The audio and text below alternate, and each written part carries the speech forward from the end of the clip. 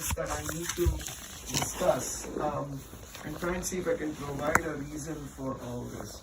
I also want to be very frank. I am just recovering from a cold. I'm perfectly fine, but my throat gets very dry and I may step out to get the bus. In fact, I can grab one for you. Yeah. Dr. Gege, you're okay if I record, right? Okay. So I'm going to briefly start with what is cancer and then what is going on in your particular case, okay? So let me start off by telling you what is cancer. So we are all made up of something called as cells. They're really tiny. They're generally round in structure, not always, but generally round in structure. They're really tiny. So in a tip of my finger, little finger, there could be up to 1 million cells. In each of our cells, there are 2 sets of genes, one from our father, one from our mother. In every cell of our body, the same set of genes that we inherited from our parent, one set from our father, one set from our mother are present. And it's the genes that tell our cells what they're supposed to do. So in the lung cells, certain genes are active. Even though all the genes are present, certain genes are active, and that tell the lung cells what they're supposed to do. And that's what makes the lung cells function as lung cells. In the heart cells, all the same genes are present, but a different set of genes are active. And they tell the heart cells what they're supposed to do. And that's what makes the heart cells function as heart cells. So we are made of billions and billions of cells working together under the directions of the genes that we inherited. And that's what makes our body tick. During our lifetime, we can pick up damages to these genes. The damage could occur through many different things in the environment, things in the diet, so very much. Of course. Things in the diet, things in the environment, and something that definitely can damage the genes, particularly in the lung cells, is smoking. Now, you've never smoked. I'm going to come to never smoking, but this is just to help you understand. If somebody has smoked, they can pick up damage to their genes, particularly in the lung cells. When I say pick up damage, doesn't mean all the genes get damaged, only some of the genes get damaged, only in some of the cells. Why only some of the genes get damaged, only in some of the cells, we don't understand. A couple of other things about gene damage. Let's say 3 different individuals growing up in the same area, smoking the same cigarette, same length of time. I'm sorry. Is this a physical? If you help me understand, how do they get damaged? So you keep when you expose, let's say somebody's smoking for years together, the toxins within the smoke can then reach deep into our tissues and then can have an effect in the cell that damages the genes. Okay. They literally can go in and put a scratch. Like if I took a pen and scratched this door, there would be a scratch mark left. Yeah. The smoke, the toxins within the smoke can do that in the genes within the cell. Now, if they don't do it in every patient. Why only it develops in some patients, and there are patients who have smoked where no gene damage occurs. And then there are individuals where they smoke where a different type of gene damage occurs. Why different individuals react differently to those chemicals within the smoke, we don't understand. Okay? But the bottom line is that at least some individuals, when they get exposed to cigarette smoke, can develop gene damage. And this is not something that happens one fine day. So if you smoke one cigarette and never smoked again, 99.999% you're never going to have gene damage. I never say 100%, but 99.99% you're never going to have gene damage. The gene damage is a result of cumulative years of smoking and getting exposed constantly to those chemicals that causes that gene damage. Again, despite that, in some individuals, the gene damage never occurs. In other individuals, it may be this sort of a gene damage, in others this. So it can be different from one person to the other. Why different individuals, despite smoking the same cigarette, either don't have any gene damage or different types of gene damages? Again, something we don't understand. So one final thing, this is not something that happens one fine day. It's a process that happens over years. Right. And the number of gene damages can accumulate over time. Go ahead, sir. One question. we're clinging to cigarettes and smoking, obviously because there's a high correlation of causation. But other chemicals too? Yes, Let's so say I'll other come with to that. I'll cleaning come tools or to, something I'll like come that. to the fact as to what the other factors are in never smokers. This is just to help you understand how does cancer start in the first place, okay? Now, just because there's gene damage doesn't automatically mean there's a consequence. There's enough redundancy within our genes that the remaining normal genes can provide normal commands and the cells can function properly. But if the damage occurred at certain specific points along the genes, the damaged genes start sending wrong signals to the cell, and that flips a normal cell to a cancer cell. And there are two main features that differentiate a cancer cell from a normal cell. A cancer cell keeps on multiplying. 1 forms 2, 2 forms 4, 4 forms 8. Normal cells can also multiply, but they will only multiply under certain circumstances. And after they multiply up to a certain number of time, they'll stop multiplying because the normal genes will regulate that. In the cancer cells, the damaged genes just tell the cancer cells to keep on multiplying without any rhyme or reason and don't send in the stop signal. So not only do they keep on multiplying, and as they multiply, they form a tumor mass, and then some of the cancer cells can learn to detach from where they are located, get into the blood vessels, travel to other parts of the body, and start growing there. Normal cells do not have the capacity to detach from where they are located and get out of where they are located into the blood vessels and go to other parts of the body. Cancer cells derive that ability because the damaged genes tell them to do so. So any cancer is our own tissue that is growing when it is not supposed to, and that can develop the ability to spread to other parts of the body because there are damaged genes that that tissue has sort of gathered because of a variety of different things over the years, and those now damaged genes together are forcing the normal cells to flip into cancer cells where they keep on multiplying and develop the ability to grow. If this process starts in the lung, it's lung cancer. If it starts in the kidney, it's kidney cancer. If it starts in the colon, it's colon cancer. Even though each of these are cancers, the way each of these cancers grow, the areas that they spread to, and more importantly, the treatments that they respond to are very different from each other. So the way we treat lung cancer is not the way we treat kidney cancer, and it's not the way we treat colon cancer. Now, there are drugs that we use in more than one type of cancer, but important to note that each of these are different cancers. Okay. One last thing before coming to your particular case. If somebody has lung cancer, and in that particular patient, let's say it has spread to the liver, that doesn't mean that patient has liver cancer. That patient still has lung cancer that has gone to the liver. And the treatment we give for lung cancer will treat the lung cancer in the lung and should treat the lung cancer in the liver. You don't need a separate treatment for the lung cancer with respect to the liver. And that's a completely different situation from somebody having liver cancer that has gone to the lung. That patient doesn't have lung cancer. That patient has liver cancer that has gone to the lung and will get liver cancer treatment. Okay? So what do we think happened in your case? So before we talk about what do we think happened in your case, about 85% of lung cancer patients are current or former smokers. About 15 to 20% of lung cancer patients in the US are never smokers. Now, it is impossible to know what factors may have led to lung cancer in a particular never smoker, but the common factors are secondhand exposure. There is a big consideration in North America about something called as radon. It's a radioactive gas in the North American soil. And there is a greater and greater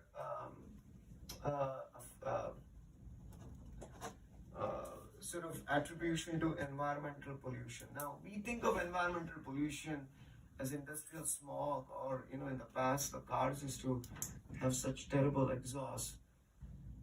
So that can cause, but now there is much more focus on what is called a small particulate matter pollution. And the best example I can give you is that in India and East Asian countries, a lot of our cooking involves frying, so a lot of fumes are produced. We tend to live in small houses with not good ventilation.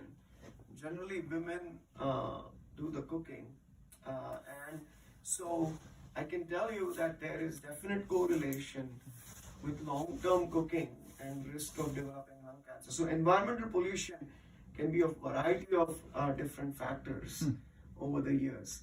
But it is impossible to know in a particular never smoker what factor or factors could have caused this process. It could be 2-3 things together.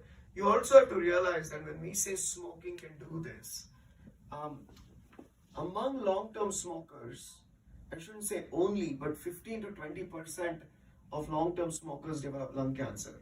If smoking was the only thing that led to lung cancer, then a majority of smokers would have developed lung cancer. So clearly other factors, I try to make it simple and say smoking has gene damage. Usually in every individual who does develop lung cancer, even if they have smoked, there are some other factors that have contributed to this gene damage. Okay. So in a never smoker, we feel these are the factors, but in a particular never smoker, it is impossible to know.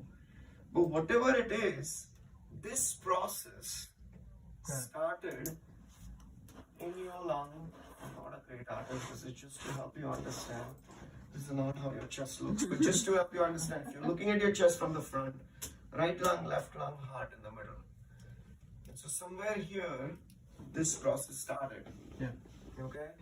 Now, when we see a suspicious spot in the lung that is suspicious for lung cancer, the first thing we do is do what is called as stage the patient, or do scans to find out what is the stage of the cancer. And very broadly speaking, we are trying to see if the cancer has left the area, or is it still within the area. And if it is still within the area, is it only in the lung or has it spread to the lymph nodes? Okay, so the first thing we want to know is, has it left the area? Now when I say left the area, I mean, has it gone to anywhere else? But when we say anywhere else, opposite lung or the same lung but the lower portion of the lung would be left the area. Okay, of course we look at the other parts of the body, including the brain, liver, bones. So you had scans done and we did not see anything anywhere else. Once we see that it has not left the area, the next thing we want to know is, has it spread to the lymph nodes? Now we all have something called as lymph nodes all over our body. We make secretions in all different parts of our body, and those secretions drain from that area to the lymph nodes that are draining that area. Those lymph nodes work like a checkpoint, and they screen those secretions, ensure that there is nothing wrong before those secretions get into the system.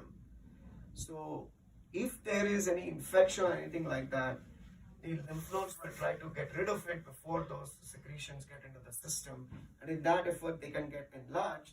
And so you may have seen kids with sore throats that may have swollen glands in the neck, because the neck nodes drain the back of the throat, the secretions from the back of the throat.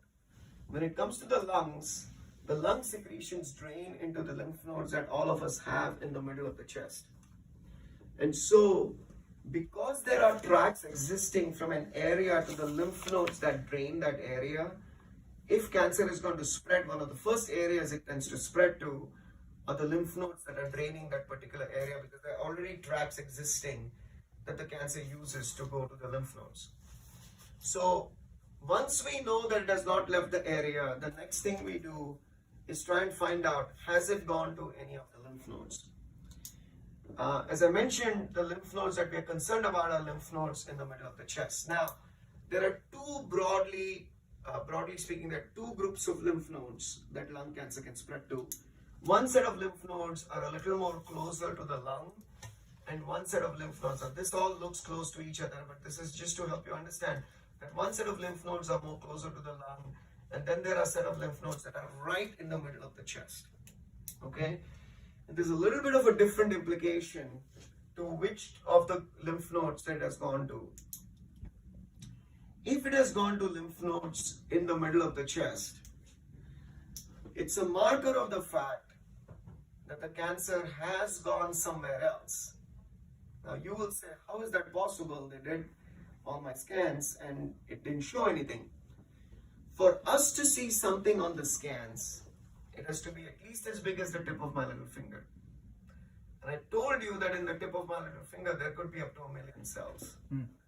So let's say the cancer has spread to the liver. This is just to help you understand. But as of now, it has not grown big enough, it has not grown to up to 1 million cells. It's not going to show up on the scans.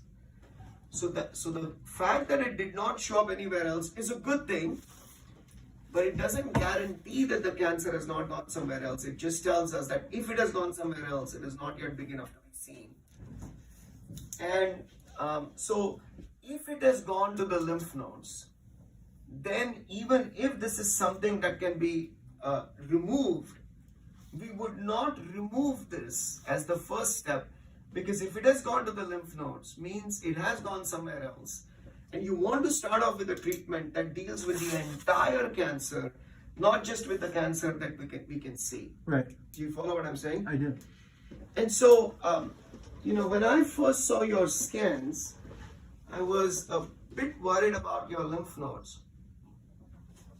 And I did run it by a couple of folks, and they said, yes, we can do surgery, but the hindsight is 2020. But what we would have preferred is that there was a procedure done to what is called as the stage the mediastinum.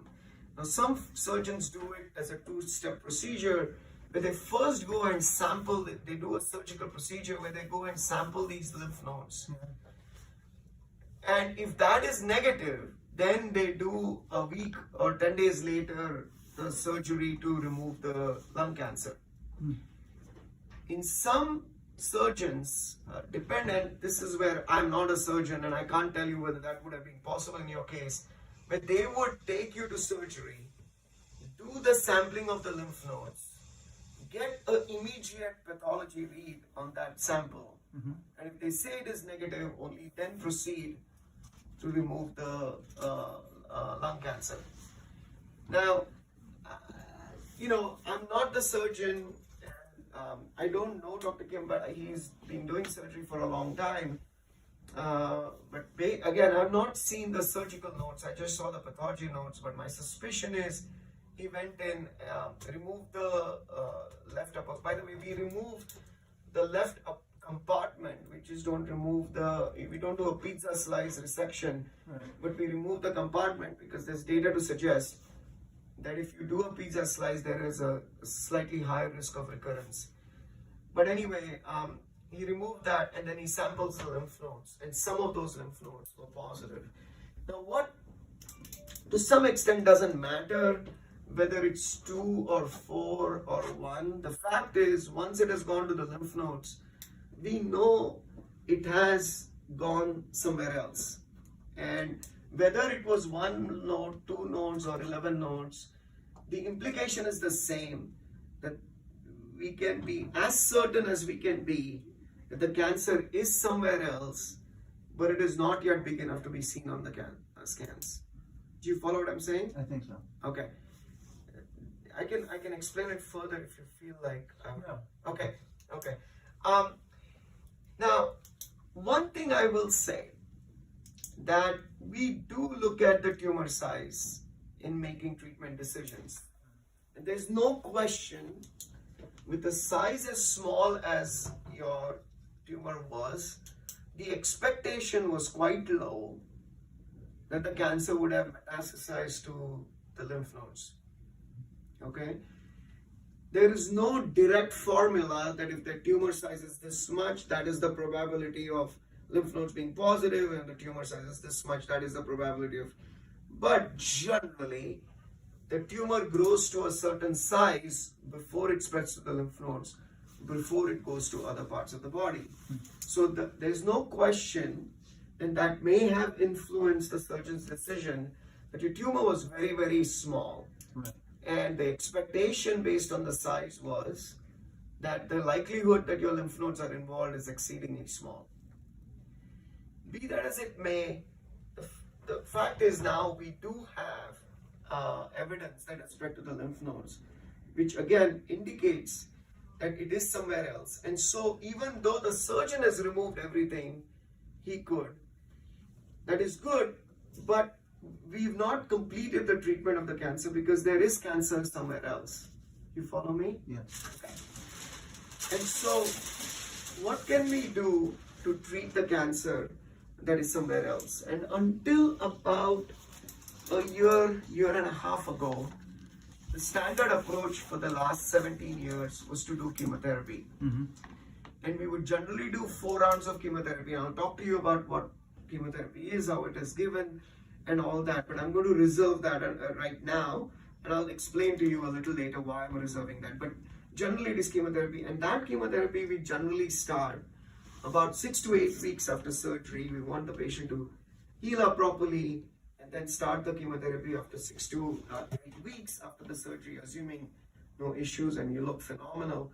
And so the surgery is done, the chemotherapy is done once every 3 weeks, and we do a total of 4 sessions.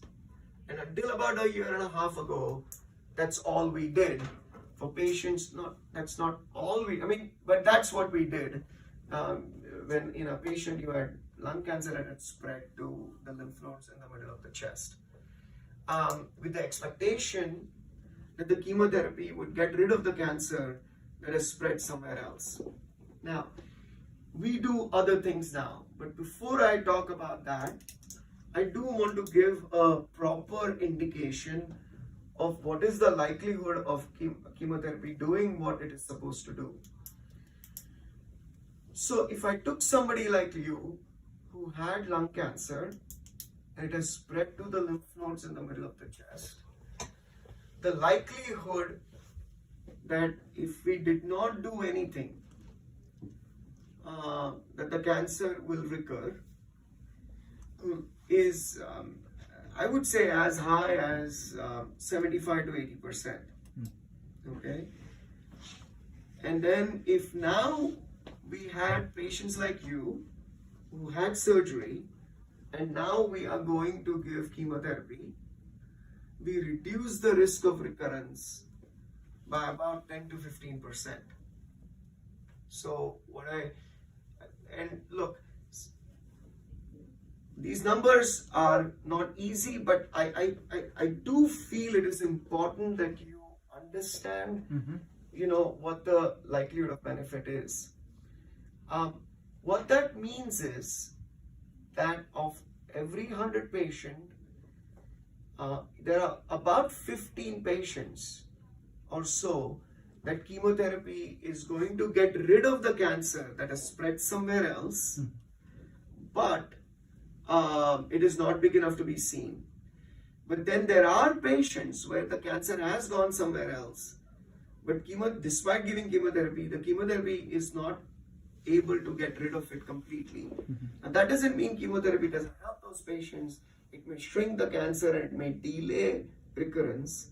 But the expectation is that the chemotherapy is going to get rid of cancer in about 15% of the patients of who otherwise, if we had just done surgery, the cancer would have recurred. So it's not very high, but it's felt to be meaningful, that chemotherapy is felt to be relevant. Now, so as I said, until about a year and a half ago, that's what we did. Now that has changed with 2 different approaches in addition to chemotherapy. And the first is that in about 35% of lung cancer patients who are never smokers, their cancer is mainly driven by a substance called EGFR.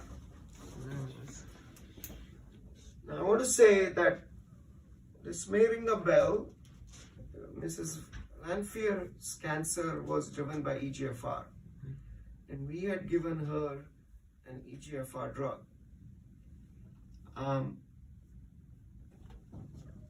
That doesn't necessarily mean your cancer is EGFR mutation positive, but it would be extremely important that we get your tumor tested, because we would get it tested irrespective of your history, but I'm no doubt that we. Now, what has changed in the last year and a half is what has been found is if you have patients who have what is called a stage 3 lung cancer, because it has gone to the lymph nodes, it does become stage 3.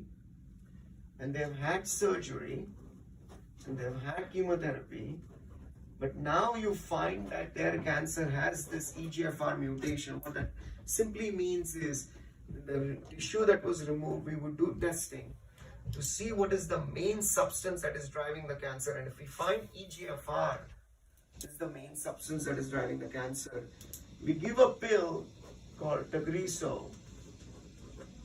And that pill is given for once a day for 3 years. And that reduces the risk of recurrence by about 80%. Now, we don't have long enough follow-up to say that it definitely improved survival. We think it should have, but we don't have definite evidence of that. So, what I'm saying is that one of the reasons I see surgical patients after about a month, but I wanted to see you right away because I need to order the testing on your tumor to find out if your tumor has this. Now, this is not the only thing we'll test for. We'll test for other markers. There are other markers for which we use drugs in the more advanced stage setting. So when Ms. Lanfear was diagnosed, her cancer had spread to the fluid and to the pleura, and so she had advanced lung cancer. And in patients with advanced lung cancer, we don't just test for EGFR, we test for many other markers. And if we find the main substance that is driving the cancer, we give a pill that blocks it, and that can treat that patient's cancer. We are now trying to move that information into more earlier stages of cancer. We only have data for EGFR, but if we find something else as the main driver of your cancer, we could discuss after the chemotherapy whether we should consider putting you on treatment with that particular pill to reduce the risk of recurrence. But that would be a discussion later on. What I just want to tell you is that we'll be testing your tumor to see if we can identify the main substance that is driving your cancer. And by the way, the probability of identifying the main substance that is driving a patient's cancer is about 60 to 70% in a never smoker, as compared to only 5% who is like a 40-year smoker. And so there is, based on the fact that Mrs. Lanfear had EGFR mutation, I definitely want to get to test her for EGFR, because there's an approved medication right now that we would give you after chemotherapy. But if we find some other main substance that is driving your cancer, there's a possibility that there may be a pill that we could discuss. Now, insurance may not approve it because right now those drugs are approved in the more advanced stage setting, but we can talk about it. Now, if none of the markers, it is possible we do the testing and you are among the 30% where we don't identify the main substance that is driving the cancer. And then for those patients, what has changed is that we test the tumor for something called as PD-L1. One of the major advances in lung cancer treatment in the last 3 years is the introduction of what is called as immunotherapy. Immunotherapy basically helps our immune system to fight and eradicate the cancer. Immunotherapy has shown very remarkable benefits in lung cancer patients, but the benefits are in advanced lung cancer patients, but the benefits are that they help a minority of patients, but the benefit is sustained over years.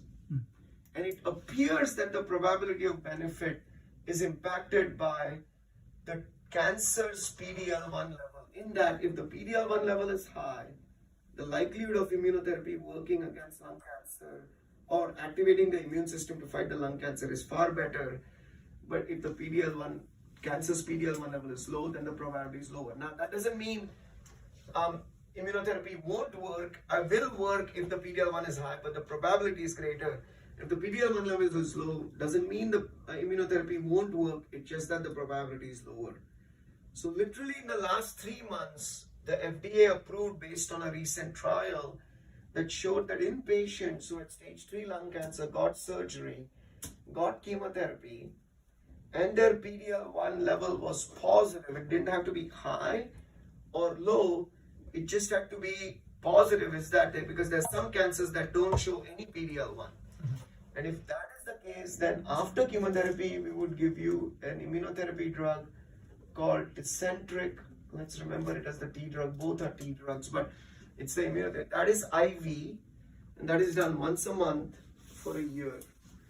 And that improved survival of patients. Now, I do have to say one thing about the immunotherapy data. It appears that the immunotherapy may not be as effective if the patient's cancer has the EGFR mutation. So if it turns out that your cancer has EGFR mutation and your cancer is still PD-L1 positive, I would do the pill for 3 years rather than the immunotherapy. And I will also say one other thing, that in general, and I'm only bringing this up so that you have the full information, in general, more so in advanced stage disease, immunotherapy doesn't appear to work as well in never smokers than in smokers. Doesn't mean it doesn't work at all, but the likelihood of benefit is a little bit less. Now that doesn't mean you start smoking. It is to do with how the cancer developed in a never smoker versus a smoker. Okay, so I just feel like it's important. These are two major advances that have occurred literally in the last 1 year. Which, like, if you had come to me 2 years ago, the only thing I would have talked to you was chemotherapy. But now, with these two things are different, and it is, I won't be using both these, but based on the testing, we will use one of them. So we'll start with chemotherapy no matter what. But in the meantime, get the tumor tested, and based on these markers, do the additional treatment after the chemotherapy. Why wouldn't you do both? Two reasons. One is we don't have the data that the both are necessary. First and foremost, the immunotherapy is not as effective in EGFR patients. So in the trial that led to the approval of immunotherapy, they found the benefit was really in that subset of patients on EGFR. Now that subset was small, so the reliability of that data is not as good, but the benefit was not as significant. Not only that, but when you look at in the advanced stage setting, the immunotherapy drugs have not been found to be very beneficial. But the other reason why the combo we don't do is that we learned this from Mrs. Lanphier. What happened, I don't know if you remember, she was on a clinical trial of a pill called Tarceva and a drug called, which now is called Keytruda. I don't think it was being called Keytruda at that time. So she was getting an immunotherapy drug with the EGFR drug. And then after about 10-11 months, her cancer progressed. And based on the testing we did at the time of progression, we started on Tagrisso. Since then, we have learned that when you give Tagrisso with immunotherapy, and Tagrisso is felt to be a far better EGFR drug than Tarceva, the drug that we used as first drug. We use now Tagrisso, which we used as second drug in her as the first drug. But based on her case and many other cases, we learned that when you give Tagrisso with immunotherapy, there's a very high risk of pneumonitis. Right. And if you remember, that's what she developed. Right. We didn't know that back then. But we have learned that, and so there are two reasons if we find EGFR we don't want to do. One is immunotherapy is not that effective. Tagrisso is a better drug in that situation. If you try to do both, the risk of pneumonitis is exceedingly high. Thank you. Okay, so basically right now we want you to heal up. In the meantime, we'll be getting your tumor tested. And then your surgery was which day now? 12th of November. So what I would say is that I would like to see you back on the 8th. And then somewhere around the middle of December, I would start you on chemotherapy. That gives you about a month, 4 to 5 weeks after surgery. Can you talk to me a little bit about chemotherapy? It's in all the approaches. Yeah. Right. So there's no substitution for that. Tell me about patient experience. So this is what I'm going to do. this is generally what I do, and I hope you would agree with this. The first time I meet a patient after surgery, I like to go over all this. And in many instances, this can get overwhelming in its own place. I'm not going to start chemotherapy for at least another 3-4 weeks. So what I do is I'm going to meet you again before the chemotherapy, and in that visit I'm going to go into the nitty-gritty about what does it exactly mean, how is it given, what are the medications you take with it. What I can tell you right now is this: it's all outpatient. It does take a good 7 to 8 hours the day you get infusion, and I actually I request the patient to come then second day for some extra hydration. One of the drugs that we give you can impact the kidneys, but with hydration and proper medications that we give you with the chemo, we are able to eliminate it. The chemo is repeated every 3 weeks, so every 3 weeks you would be here for about 8 hours, and 24 hours later you would get about a 2-3 hour hydration. There will be a total of 4 such sessions. The main issues with the chemotherapy is fatigue. There is fatigue. The fatigue starts about a day or two after the chemotherapy, lasts for 2-3 days, and then it gets better. Having said that, with every round, the fatigue may get a little worse, and the fatigue duration may be longer. Generally, with the medications we give you, there is no vomiting. Generally, every patient is different. There is some nausea, but we can manage the nausea in most patients very easily. Generally, with this chemotherapy I'm talking about, there's no hair loss. There could be hair thinning, but there is no hair loss. And then there could be a drop in your blood counts, but the risk of that with this chemotherapy is very low, and the duration of that is also very short. So I don't want to say this is a walk in the park, but this is not the chemotherapy that you may have in mind as chemotherapy. You're like throwing up all the time, laying in bed. This is chemotherapy that, now every patient is different. I do want to say there are patients who experience severe side effects, but for the most part, it is not a challenge to get through the 4 rounds of chemotherapy. Yes, that's my extremely limited understanding of chemotherapy, but I understand it right that chemotherapy doesn't necessarily target any specific cells. It's attacking an area and trying to knock off as many as possible. You may knock off healthy cells at the same time. Explain what it's actually doing. Chemotherapy is basically a poison. Very simply, it's a poison that is trying to kill the cells. But the way it works as a poison, it impacts cancer cells far, far more than normal cells. So there are certain features of the cancer cells that are very important for the cancer cells to survive. Some of those features are present in some very limited number of normal cells. And so what the chemotherapy is doing is blocking off those processes, and once you block off, the cancer cells die. So that's how it becomes a poison for the cancer cells. And so, but over the years, they were much less selective 30, 40 years ago, or even 10, 15 years ago. The chemotherapy drugs these days are really selected for the ones that really affected the processes that are much more relevant to the cancer cells, and far, far less for the normal cells. So yes, there are side effects, but the side effects are far less than what they were before. And are there treatments that don't leverage?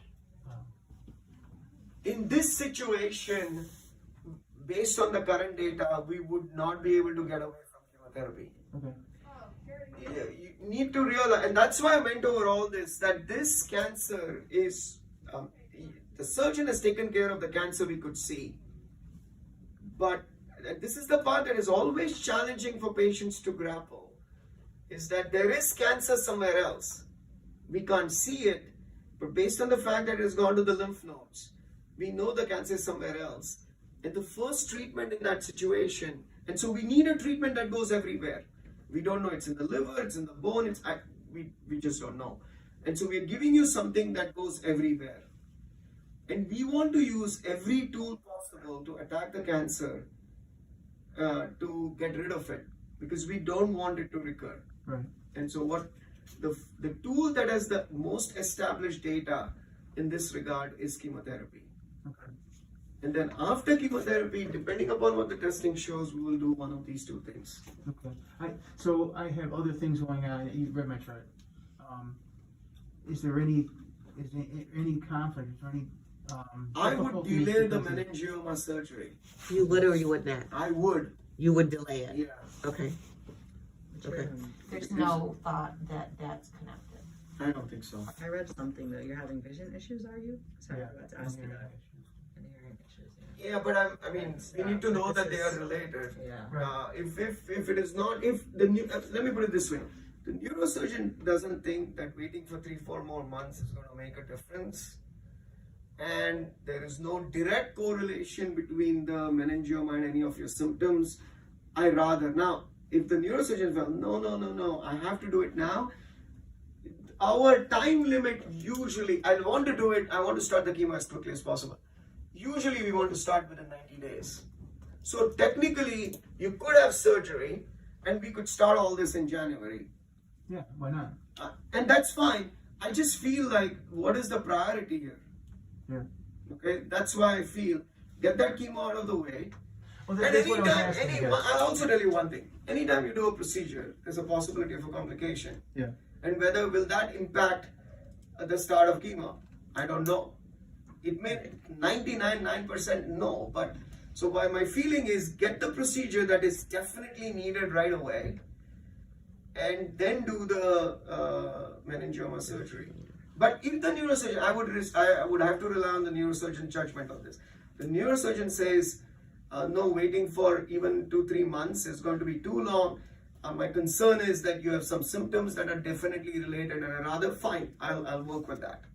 So he could have the neurosurgery 2 or 3 months once chemo's done. Is that what you're saying? Yes. Okay. Yes. Okay. And then between chemo and start of any of this treatment, we can do the meningioma surgery. And these drugs, I'm less concerned about starting after surgery than the chemotherapy. And you said it was 4 treatments over what period of time? So once every 3 weeks. So let's say he started 12 today. weeks, I mean, 3 he's not months. starting Yeah, today, but that makes if you think sense. about it, today is the 24th. December 15th will be 2nd. My math is right. I January remember your 5th will math be was always 3rd. good. January 26th will be the last. So if we start today, end of January, he'll be done.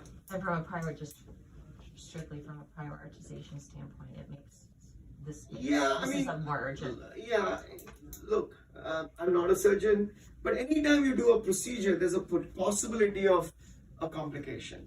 And so I feel like if it is not necessary, I mean, if it is not urgent, then, but I would rely on the And they have neurosurgeon. said that. They have said something that's been there for a long time. They Yeah, haven't that's described what it I as feel. urgent. Right. And That's 3 what I months from feel. now, I think they would feel that's still an appropriate amount of time. Whereas this is certainly. But the one thing I want to say, you're going through a lot. If it makes you feel comfortable to get that procedure done and start chemotherapy, I'll work with you. Okay? I don't want another factor stressing you out. If you feel this is something that will help me, this is out of the brain and whatever, fine. I don't want to add to your stress. That's one thing. And then the second thing I want to tell you is, yes, I'm direct, but I feel in the long run, this can get very overwhelming. But in the long run, you're better off knowing what is going on, because I can tell you, even for me, when I looked at your scans the first time, and then when I found the pathology report, was a different. I mean, my expectation was he's going to go in, he's going to take that out, and you're done with it. Right. Okay, that was the expectation. Right. But we have to respond to the situation. So purpose of this was really not to overwhelm you, but just to sort of go over this to explain why each of these steps are necessary. And I wanted to see you today because I want to get the testing going Sure. on the tumor, and I can't. Yeah, I mean, I could have, but ethically, I feel like I need to see you before I order tests like that Sure. on you. So Sure, I appreciate that. My sister's recording, obviously, but Yeah. if you just talk through timeline once again, so I see a 3-year window. Is that when that's end of treatment? For no, that? so Help so me you help will me. really. There is a possibility that you get chemotherapy followed by immunotherapy, which will be for a year. But there's a possibility of chemotherapy followed by Tagrisso, which is a pill, which is for 3 years. There's a small possibility that we only do chemotherapy because if your tumor is EGFR negative and PD-L1 negative, then the only thing we're doing is chemotherapy.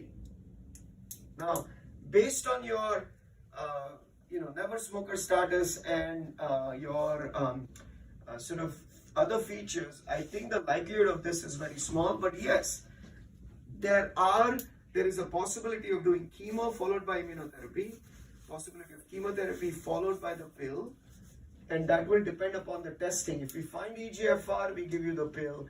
If we don't find the EGFR and the PD-L1 is positive in the cancer, which is about 70%, if you look at lung cancers in general, 70 to 75% are PD-L1 positive. If the EGFR is negative, then we give immunotherapy, which goes for a year. But if both EGFR and PD-L1 are negative, then we may only do chemotherapy, which would end about 2.5, 3 months after starting the chemo. And then what's the follow-up to that? So usually I do scans every 4 months for the first year, every 6 months for the second and third year. Scans, PET scans? CT scans. CT. PET scans can sometimes cause more confusion, so I use PET scans to clarify any issue on CT scans. So do scans every 4 months for the first year, every 6 months, second and third year. Generally, not a guarantee. Generally, if the cancer is going to recur, it tends to recur within the first 3 years. If at 3 years things have not recurred, there's a pretty good chance that the cancer is not going to recur. Though there are patients who recur in the 4th year, 5th year, 6th year, but the risk is much lower. So after 3 years, we tend to go once a year. And if reoccurrence, you go back to the same, you do the same chemo or you do? Really forgot about that's that. That's what I was saying. Just- The recurrences, and I'll tell you what we are doing today for Yeah, recurrence no, I'm is just very curious, like, different than what we but were you doing have 2 a years ago. stepwise, Yeah. Okay. So yeah, that approach would be really contingent upon what's going on at that time. Understood. I apologize again for my ignorance on this, but I hear radiation. It sounds like it's a separate term. So I've not gone into radiation, Okay. and this is what I'm planning to do. I am planning to discuss your case at the tumor board. Okay. There could be a case made of doing radiation after the chemotherapy, but let me do this. Let me just discuss the case at your tumor board, and I will talk about radiation. But if radiation were to be done, it would be after the chemotherapy, Okay. not before. Okay. But there is a possibility of radiation. I just didn't want What to, would drive that? What would drive you to do radiation? because there are a few lymph nodes involved, and so even though you have sampled some, there could be other lymph nodes Yeah. that may still have cancer in them, and doing something extra for that may be valuable. Okay. Okay. But chemo throughout. no matter Chemo what. for sure for 4 rounds. Okay. Okay? Okay. Appreciate your time very much. Sorry, Good seeing you again. Sorry you remember me. No, I remember all of you, but because I remember her more. Okay?